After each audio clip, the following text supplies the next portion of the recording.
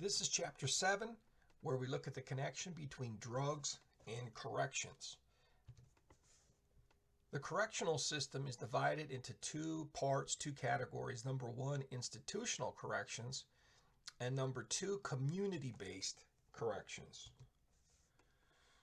Institutional corrections refer to jails and prisons, so we're talking about institutions, facilities where you're locked up, while community-based corrections refers to a spectrum of interventions that occur while under community supervision, including in this probation or parole. We'll also in this chapter talk about intermediate sanctions, which are kind of in between the lack of strictness on probation and compared to the greater strictness of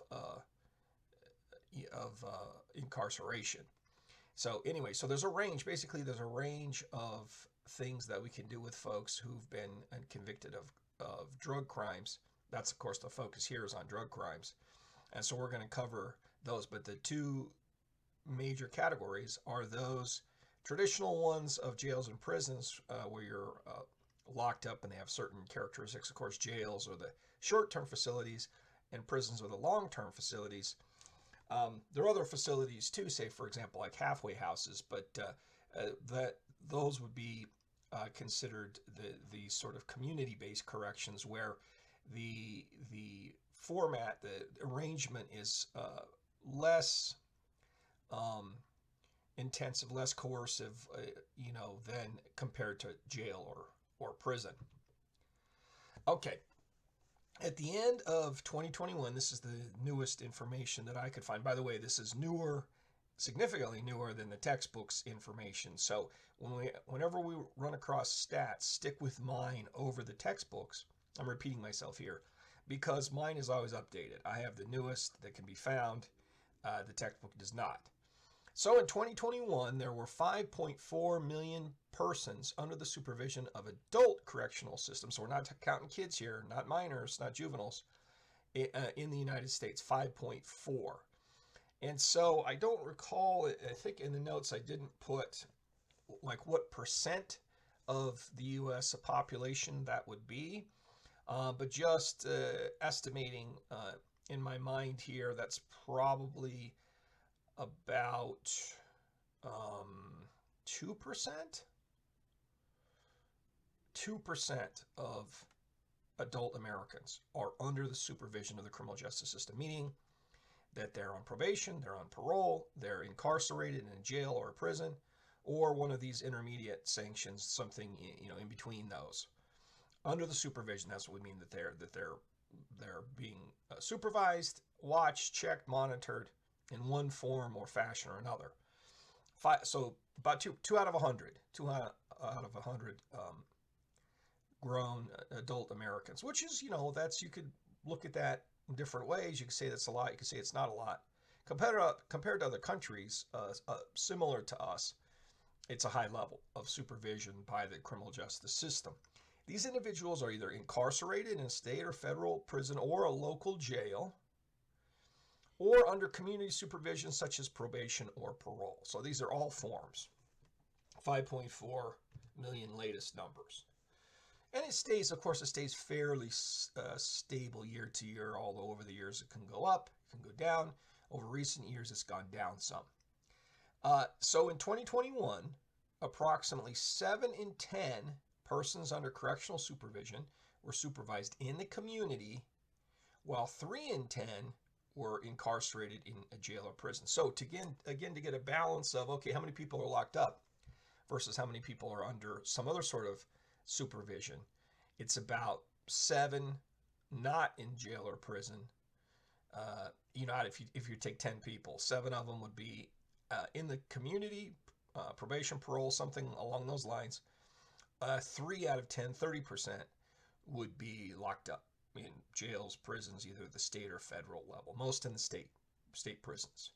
So, and that's sort of, if you're asking me for a perspective on these numbers, that's kind of what you'd expect, right? Because again, most crimes committed, whether drugs or otherwise, tend to be most common or the least serious.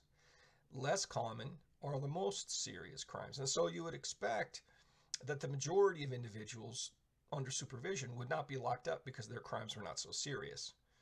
More common, less serious. And so 70%, that sounds about right, that are under some sort of supervision but not locked up. Of course, that's going to vary a little bit over the years, depending on criminal justice policies.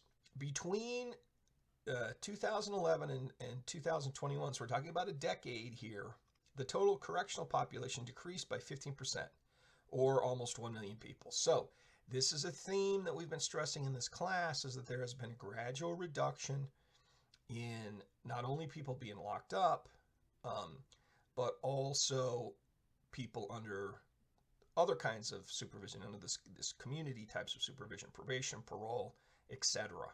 All of that has tended to go down. Not a lot, 15% is not a lot, but a little bit over time, over the past decade. This decline can be attributed to the decrease in the number of people on probation and a decrease in the number of people incarcerated in state and federal prisons and local jails. So both things are going on here. Fewer people put in on probation, but also fewer people locked up. So it's not that there's a shift from one to the other, it's that both have been decreasing a little bit over the years.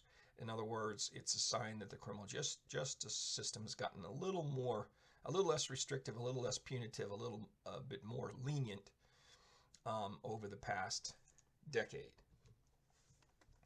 The goals of the correctional system in the United States come from a number of often conflicting philosophies with regard to individuals who have been arrested or convicted of a crime.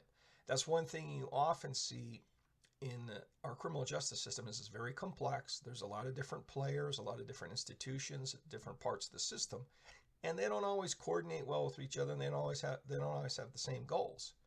They don't always operate under the same philosophies, and even one institution will have differing philosophies that compete against each other, that are in conflict or tension with each other. So that's a challenge, that you have kind of competing goals. Let's get into the specifics on that. The four primary philosophies or kind of approaches that you can take when it comes to, punishment for crimes is: number 1, retribution; number 2, incapacitation; 3, deterrence; and 4, rehabilitation.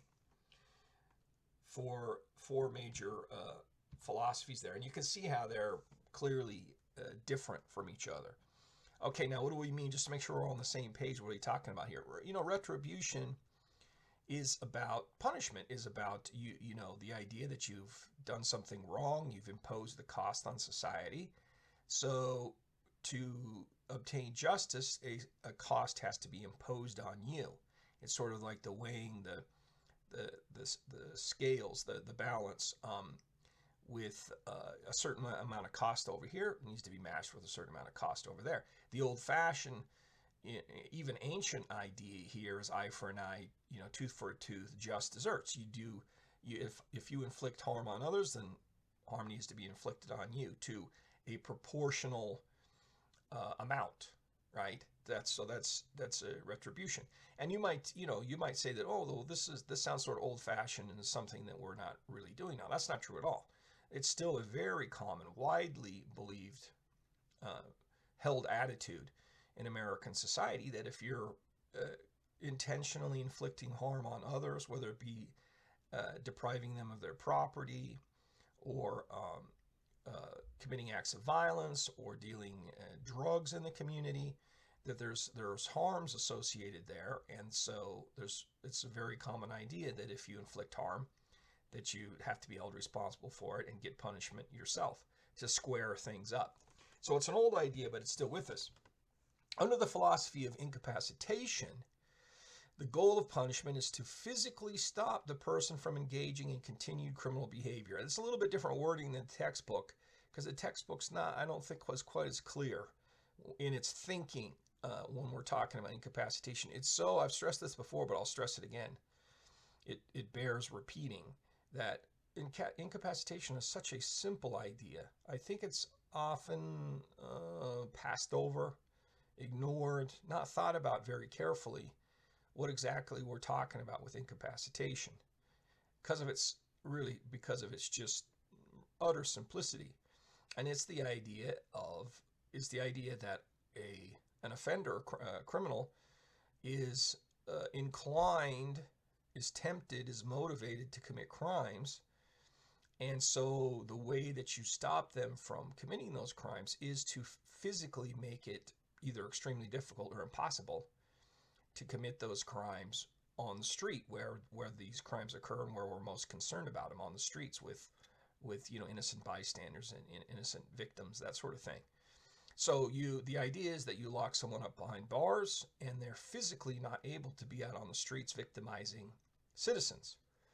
And it doesn't have to be jail or prison that incapacitates. It could be house arrest.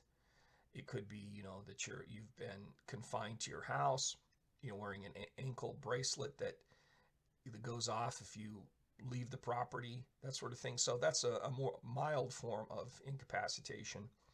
So there's different levels of it, but the idea is that the idea is sort of that changing a person's motivations, a person's behaviors and habits is a very difficult thing to do. And so what you do instead is just make it so they can't physically commit the crimes because they're detained, because they're locked up.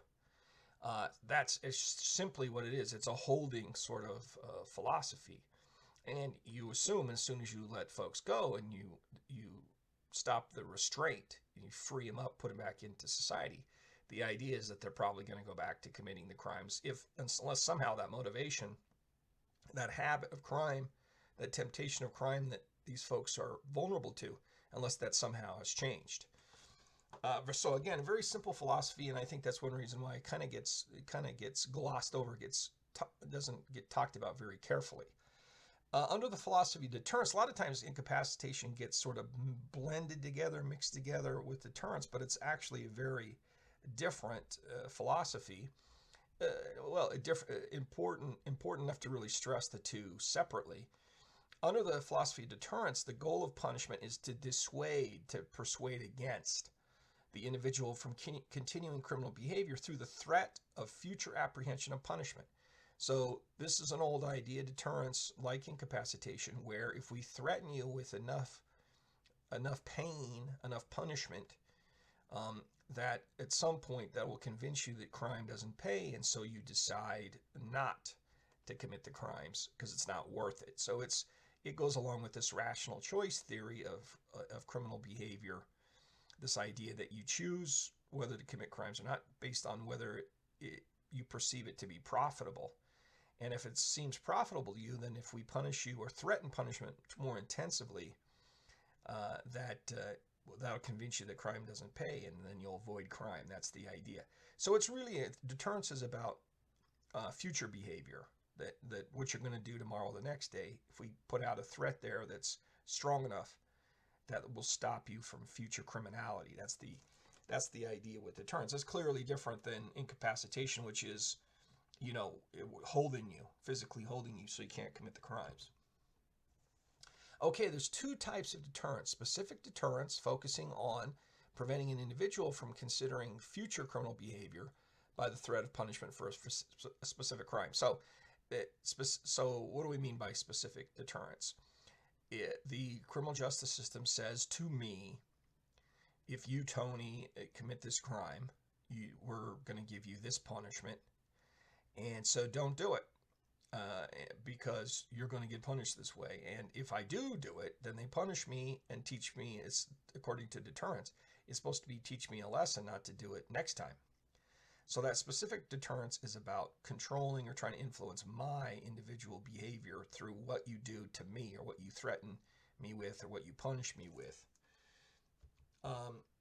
On the other hand, general deterrence focuses on society at large, reminding the public of consequences for breaking the law in order to deter criminal behavior. So basically, in the case of general deterrence, we're going to punish Tony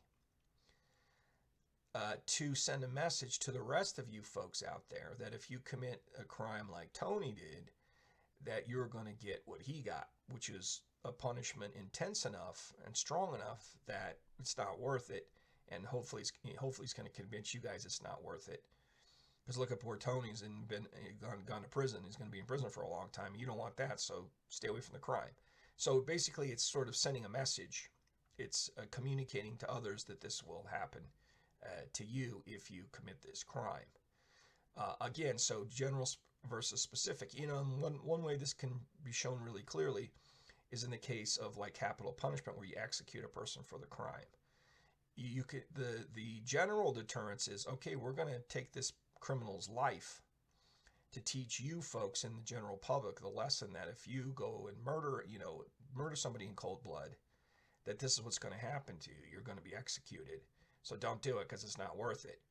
In the case of specific deterrence, what happens here is sort of it's almost really more like incapacitation, because what happens is if I go and murder somebody in a cold-blooded way, they kill me so that I do not continue to commit crimes in the future. I physically can't commit crimes in the future because I'm dead. So the only sort of harm I could do after they take my life is maybe I could come back and haunt you as a ghost. But, I'm not going to commit any more crimes if the government has executed me and taken my life. So it's a little, for homicide like that, for murder, it's a little different when you're talking about general and specific deterrence. But I think it's a good example in that it really illustrates strongly the sort of difference between the two. Okay, we'll continue on in part 2.